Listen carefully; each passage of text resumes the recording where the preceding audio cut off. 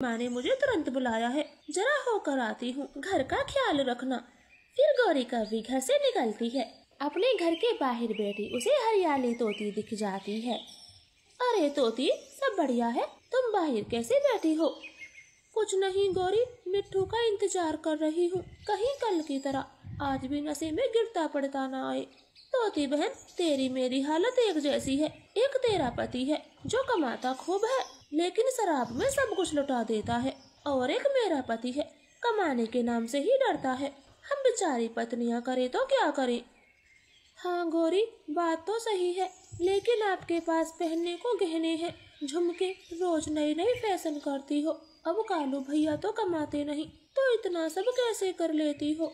लो, मेरा पति ही तो नहीं कमाता, बाकी के पति तो खूब कमाते हैं। मैं कुछ समझी नहीं, मतलब क्या है तुम्हारा? अभी मैं कहीं जा रही हूँ, फिर कभी अच्छे से बताऊंगी, ठीक है ना? इतना कह के गौरी कभी वहाँ से आगे चली जाती है। हरियाली तोती तो बेसब्री से गौरी का इंतजार कर रही थी। 1-2 दिन बीत जाते हैं और गौरी एक दिन बहुत सारा सामान लेकर कहीं से आ रही थी। तब हरियाली उसे रोक लेती है।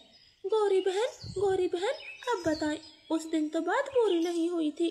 ठीक है, पहले तुम वादा करो किसी से कुछ कहोगी नहीं और घर में चलो, मिट्ठू तो काम पर गया होगा। फिर हरियाली तोती गौरी को अपने घर में ले जाती है।